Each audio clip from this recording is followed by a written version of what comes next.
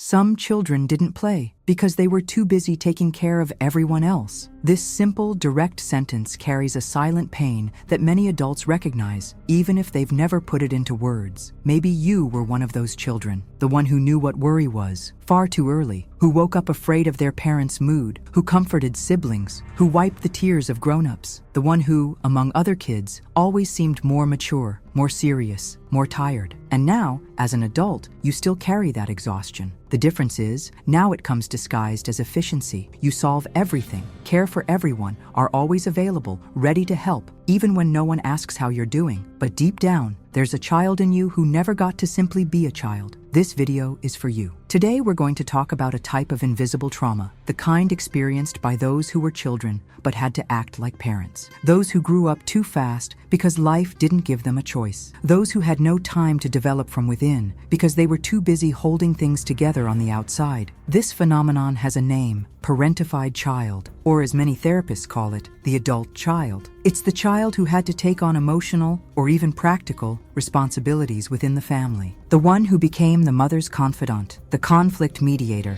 the caretaker of younger siblings, even the protector of an emotionally fragile father. And the cruelest part is that, from the outside, this child was seen as an example. Responsible, mature, such a good kid. No one saw that behind this obedience was a heavy burden. No one realized that the price of this early maturity was self-abandonment. In this video, we'll dive into this kind of pain. And more than that, we'll understand how it echoes into adulthood, in relationships, in constant fatigue, in the difficulty to receive, to rest, to simply exist without being useful. Because sometimes, what they taught you was strength, was really just survival in disguise. The childhood that was interrupted. Not every childhood is made of play, laughter, and protection. For some, childhood was a silent battlefield, and instead of dolls or toy cars, what they held in their hands were responsibilities they should have never carried. This is the story of children who grew up in emotionally unstable homes, with absent, immature, or completely overwhelmed parents. Parents who, unable to manage their own pain, handed their children a burden that was never theirs to bear. Mom cried in the bedroom, and you learned to stay quiet. Dad yelled at everyone, and you already knew how to keep the peace. Your siblings cried, and you were the one to hold them. You became the safe harbor in a home where no one ever taught you how to be a child. These children weren't cared for. They were enlisted to hear secrets no child should hear, to understand problems they didn't have the emotional maturity to process, to console adults who, deep down, just wanted to be saved. And when you try to talk about it, it's confusing, because there was no explicit violence, no physical abandonment, no hunger, but there was something just as cruel: the interruption of childhood. From the outside, your family might have looked normal. There may have been food on the table, school, even birthday gifts. But emotionally, you were always on alert. You knew that at any moment, something could go wrong. A fight between your parents, an unexpected outburst, a disappointment that would land on your shoulders, even when it wasn't your fault. No one ever told you, you are responsible for keeping this family together. But little by little, you understood that if it wasn't for you, everything would fall apart. So you acted, you helped, you took care. You silenced yourself so that others could stay standing. And just like that, you stopped being a daughter. You stopped being a child. You stopped being held because you were too busy holding everyone else. And the cruelest part? This was often romanticized. You were your mother's sunshine, the one who always helped, the older sister who looked after everyone. But no one ever asked what you needed. No one saw that behind your strength was a crushing loneliness. When you grow up like this, you learn to abandon yourself early. You become a specialist in reading the emotions of others. You know what everyone needs, what everyone feels. But when someone asks what you want, silence follows, because you never had space to discover that. And that trauma doesn't disappear with age. It becomes the foundation for how you relate to the world. You might become that person who fixes everything at work, who everyone leans on in a crisis, but no one notices when you are falling apart inside. Maybe you feel uncomfortable when someone tries to take care of you. Maybe you feel guilty when you rest. Maybe you don't know how to say no because you were taught that your worth depends on always being available. It's important to recognize this was not your fault. You did what you could. You were the solution inside a dysfunctional system. But just because it was necessary doesn't make it fair. And if today you feel a heaviness you can't name, a tiredness that never fully goes away. Maybe you're feeling the echo of a childhood that was never allowed to truly exist. It's not too late to rescue that part of you, the part that wanted to be held, that wanted to be seen, heard, protected, the part that never should have been forgotten, but was. Because yes, you grew up, but inside you still lives a child who needs to know she deserves to be cared for too. The invisible burden of early responsibility. There's a kind of weight that can't be seen. It has no color, no shape, makes no noise, but it's there, in the tense shoulders of those who are always on alert, in the racing mind of someone who anticipates everything, in the exhausted heart of someone who never learned how to rest. This weight is called early responsibility. You didn't choose to carry the world fell on you. Maybe when you were still very young, you realized you had to be strong, not because someone said it directly, but because it was the only way to keep the house from falling apart. If you collapsed, everything would. So you became watchful. You noticed when your mother was about to cry. You knew when your father was coming home angry. You learned how to change your behavior to avoid chaos. You became the emotional thermometer of the household, and also the lightning rod. Often the child who takes on this role is praised as exemplary, the one who helps, never causes trouble, adapts, understands far beyond their age. But behind this early adaptation lies a deep trauma, a child who stopped existing so others could survive. You learn to identify other people's needs, but you don't recognize your own. You learn to help, but feel ashamed to ask for help. You learn to care, but don't know how to receive care without feeling weak. And all of this became normal. You grew up, and the pattern continued. You became the one people go to when they need to vent, the one who solves everything at work, the one who holds the family together, the one who handles everything and never complains. But the cost is high, very high, because inside there's still a child screaming, "What about me?" Where is the comfort that never came? Where are the words you needed to hear and never did? Where is the rest that comes from simply being you? Early responsibility creates adults who are high functioning on the outside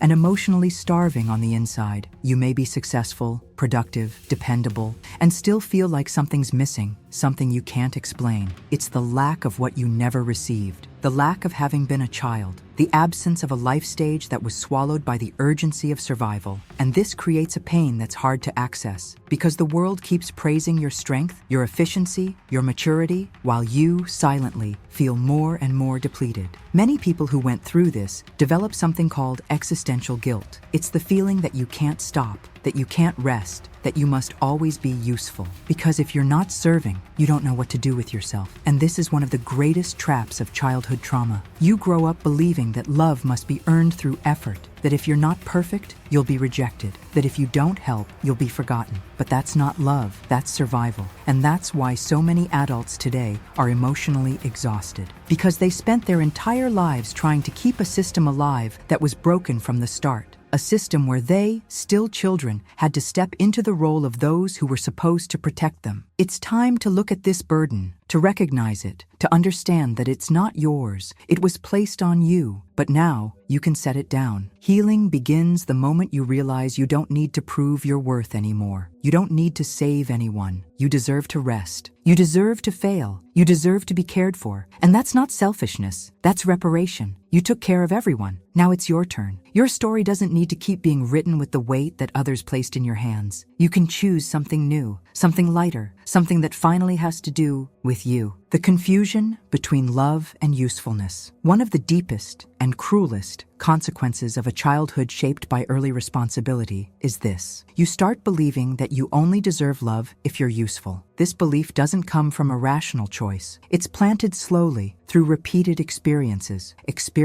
where the child was valued not for who they were, but for what they did for others. If you helped your mother, she smiled. If you looked after your siblings, you were praised. If you stayed quiet to avoid disrupting things, you were called a good girl. But if you cried, it was drama. If you asked for something, it was selfish. If you needed attention, it was too much. Over time, your brain understood, if I'm useful, I'm accepted. If I have needs, I'm a burden. And so the confusion was born. To be loved is to be needed. To be cared for? No. To be useful? Yes. To receive? Never. To give? Always. This distorted logic follows you into adulthood. You become someone who gives beyond your limits, always available, always fixing things, always on top of everything. And when someone offers help, you pull back. When someone compliments you for no practical reason, you feel suspicious. When someone says, "I like you," your mind immediately asks, "But why? What did I do to deserve that?" Because deep down, you carry the belief that you can only be loved if you're serving some kind of purpose. You may not even notice how much this pattern affects your relationships. You attract people who need, not people who care. People who get used to receiving everything from you, but disappear when you're the one in need. People who find your strength convenient, but have no interest in your vulnerability. And then you blame yourself. You think you're being too much, needy, weak. But in truth, you're only asking for what you never had the courage to ask for: unconditional love. There is something deeply liberating in understanding that you can exist without being useful, that you have value even when you're not solving anything, that you deserve to be loved simply because you exist. This unlearning is challenging. At first, you'll feel guilty for resting. You'll feel ashamed for saying no. You'll wonder if you're being selfish, but that's just the trauma trying to pull you back into the prison of usefulness. Little by little, you'll begin to notice that some people love you truly, not because of what you do for them, but because they see your essence, your soul, your story, your heart. Virginia Satir once said, "The problem isn't the love we didn't receive, it's the love we learned to accept." And many times, what we learned to accept was conditional love. I love you if you help me. I love you if you please me. I love you if you're perfect. But real love isn't that. True love requires no effort, no performance, it simply is. You're not here to be useful, you're here to be whole. And when you break the link between love and usefulness, something magical happens. You start treating yourself with the same gentleness you used to offer everyone else. You allow yourself to make mistakes, to rest, to feel, and finally, to receive. Because love is not an exchange. Love is presence. And you deserve to be loved completely, even in the parts of you that serve no purpose, other than simply being you. The mask of strength and silent exhaustion. Some people seem unshakable, always smiling, even when everything inside is falling apart, fixing everyone's problems, listening to everyone's pain, holding the whole world on their shoulders, but never breaking, or rather, never letting anyone see. This person, maybe it's you, wears an invisible armor every day, a mask of strength, control, and competence. No one imagines how much she cries alone. No one sees how tired she is of keeping everything from collapsing. Because she learned that showing weakness is dangerous, that expressing pain drives people away, that stopping frightens others. She grew up hearing that being strong was a virtue, and after repeating it to herself for so long, she forgot what it feels like to live without that weight. But there is a huge difference between true strength and armored strength. True strength is flexible, alive, human. It allows room to fail, to ask for help, to rest. Armored strength, on the other hand, is rigid, heavy, suffocating. It is built on the denial of pain, on the denial of fatigue, on the fear of disappointing others. And that's how silent exhaustion is formed. You don't notice it at first. You wake up a little more tired each day. You find it hard to relax, even when the body stops. You feel like you can't waste time on breaks because there's always something to do. You look around and feel that everyone depends on you, just like always. And if you collapse, who will hold everything up? This kind of thinking is so common in adults who were once adult children, it becomes automatic. You don't even question it. You simply assume responsibility for everything. And when you finally break, because the body always reaches its limit, guilt rushes in. I should have been stronger. I'm not allowed to fail. I don't have that right. But yes, you do. You have the right to fail, the right to rest, the right to be cared for. The mask of strength is an inheritance. It was born from trauma. It was built when you were still a child and realized no one would save you. So you learned to save yourself. And at many moments, that's exactly what kept you alive. But what saved you in the past is suffocating you now. The armor that protects also isolates. It keeps people from seeing your humanity. It keeps you from recognizing your limits. And this is where the real danger lies, because you won't fall screaming. You'll fall silently. You'll burn out from the inside while still smiling on the outside. You'll keep saying, "I'm fine," when everything inside is already collapsing. Virginia Satir said, "Unresolved pain doesn't disappear, it hides, and later it shows up in other forms." Pain disguised as strength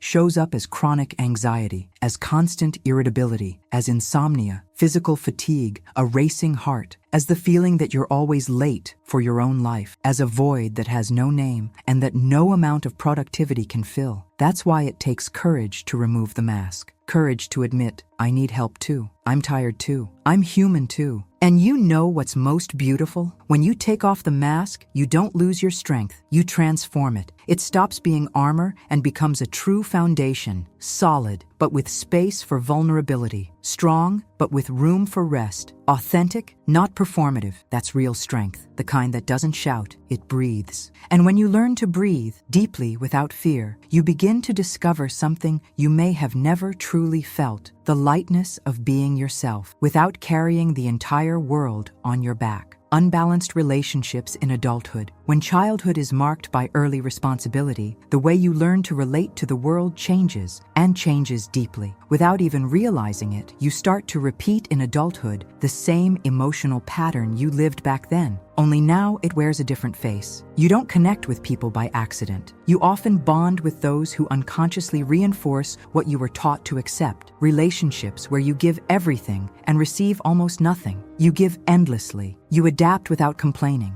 You try to be easygoing, pleasant to be around, low maintenance. And before you realize it, you're in yet another relationship where you care, but are not cared for, where you listen, but are not heard, where you are always available, but never a priority. And the cruelest part? You even feel guilty for noticing it, because deep down, an old voice whispers, "You're exaggerating. Don't complain. You've always managed." If you want to be loved, you have to earn it. This is the distorted logic of an interrupted childhood. You didn't learn what balanced love is. You learned that being needed equals being accepted. And so, now, you confuse love with usefulness, affection with sacrifice, connection with emotional dependency. You enter relationships where you constantly have to prove you're enough, where your worth is always being tested, where the other person stays only as long as you give everything. And when finally you get tired and try to step back, guilt rushes in. Guilt for saying no, guilt for thinking of yourself, guilt for breaking the pattern you were taught to call love. But this isn't love, it's emotional survival. You're trapped in a cycle, repeating in every new bond the same old script. If I don't sacrifice myself, I'll be abandoned. And that hurts. It hurts because you don't know how to live any other way. It hurts because when someone truly wants to offer you care, you get scared. You're suspicious of affection without a price because you've never really known it. It's like there's a block inside you, something that stops you from receiving. You want it, but you don't know how. So you sabotage it. You push away those who love you. You cling to those who use you. You stay where you have to be strong and walk away from where you could finally rest. But you're not doomed to repeat this forever. This pattern was learned, and anything learned can be unlearned. The first step is to realize that what you went through wasn't normal. It was what you had to do to survive. The second step is to understand that you don't have to live for others anymore. You deserve reciprocity. You deserve nourishing relationships. You deserve to be truly loved, not just tolerated, used, or admired for being so strong. Virginia Satir once said, "We are all made of parts, and all of our parts need to be seen, accepted, and loved." But for a long time, you only showed the parts that pleased others, the parts that were useful, the parts that were convenient. Now it's time to show your whole self, with your fragilities, with your wounds, with your desires. It's possible to create a new pattern, a new kind of love, a new kind of relationship, one where you don't have to shrink yourself to fit in. You don't need to hide behind the mask of usefulness. You can just be you and still be deeply loved. The awakening, recognizing the trauma. There's a quiet yet devastating moment that many people face at some point in life. The moment when everything that used to feel normal starts to hurt. You've always been strong, always managed, always helped, always supported everyone. But suddenly you start asking, What about me? Who takes care of me? Why am I so tired? That's where the awakening begins. At first, it's just a sense of unease, nothing major, just a little discomfort here and there, a growing dissatisfaction with the same relationships, the same patterns. But over time, that unease turns into pain, into emptiness, into a silent scream that echoes from within. Something's not right with all of this. You begin to realize that the life model you've been following, that seemed to work, was actually just survival. You start to understand that the excess responsibility, the constant need to prove yourself, the fear of asking for help, aren't part of your personality. They are traumas, scars, adaptations to an environment that never gave you room to truly be who you are. This moment of clarity can be confusing. After all, for years, maybe decades, you believed that all of this was you, the strength, the independence, the self-sufficiency. But suddenly, you see that what they called maturity was just your way of coping with emotional neglect, that the excessive independence was actually fear of needing and being rejected, that the image of a resilient man or woman was hiding a wounded child who learned they couldn't count on anyone. Recognizing the trauma is like turning on a light in a room you've lived in your whole life but never really seen. And when the light comes on, what you see might hurt. You may feel anger. Anger at the parents who didn't know how to care for you. Anger at the adults who praised your strength but never noticed how broken you were inside. Anger at yourself for having believed that this was love. But along with the anger comes guilt. That subtle, almost invisible guilt that weighs on your chest like lead. They did the best they could. It wasn't that bad. Am I overreacting? Here's a hard but liberating truth. You can honor your parents' story and still acknowledge the pain they caused. One doesn't cancel the other. You don't have to choose between gratitude and truth. It's possible to look back with compassion and still say, it hurt. And that's where healing begins. When you stop justifying what hurt you, when you stop minimizing the impact of what you went through, when for the first time, you give yourself permission to validate your own pain. Virginia Satir said, "Until you become aware of your family system, it will continue to rule your life, and you will call it destiny." While trauma goes unrecognized, it keeps running your life. It keeps dictating your choices, keeps sabotaging your relationships, keeps trapping you in cycles of overfunctioning, abandonment, and self-erasure. But the moment you recognize it, something inside you begins to shift. You start looking at yourself with more kindness. You start questioning patterns that once seemed unquestionable. You start allowing yourself to feel. You begin, finally, to see yourself with the same eyes you've always used to care for others. Does it hurt? Yes. But it's also the beginning of a new story, because recognizing the trauma isn't about reliving the pain. It's about rescuing yourself from the place where you were left behind. And that rescue is the first step toward rebuilding. A rebuilding that starts with truth, with the courage to say, I wasn't cared for the way I needed. I was too strong too soon. And now I choose to take care of myself. The path to healing. After recognizing the trauma, the inevitable question arises, now what? What do I do with all of this? You've spent your whole life being the pillar, the base, the support. And now that you realize you carried more than you should have, that you played roles that were never yours, that you shaped yourself to fit, how do you begin again? The answer is healing. But healing is not an event. It's a process, slow, subtle, profoundly intimate, and it all begins with small acts of inner repair. First, you learn to rest without guilt. Yes, rest. Something simple for many, but for you, it can feel like a monumental task. Because your mind was programmed to believe that being still is wasting time. That if you're not producing, solving, or serving, you're useless. But rest is a form of resistance. It's you saying, my existence does not depend on my usefulness. It's the beginning of offering your body and soul what they were never allowed to receive. Pause, care, presence. Then comes learning to say no. No to what drains you. No to what violates your boundaries. No to what only takes and never gives. And you'll start to see that saying no isn't selfish. It's protection. It's self-care. It's a healthy limit that says, this is where I end. What's beyond this isn't mine to carry anymore. Another vital step is learning to ask for help. It might sound simple, but for someone who grew up being the emotional support of others, asking for help feels like weakness. You may feel ashamed to admit you can't do it all, or afraid of being a burden, or terrified of being rejected if you show vulnerability. But healing passes through this place. Asking for help is allowing yourself to be human. It's creating space for care to come in. It's letting love enter, not because you earned it, but because you deserve it. And then you begin to practice something powerful, speaking about yourself, not to justify,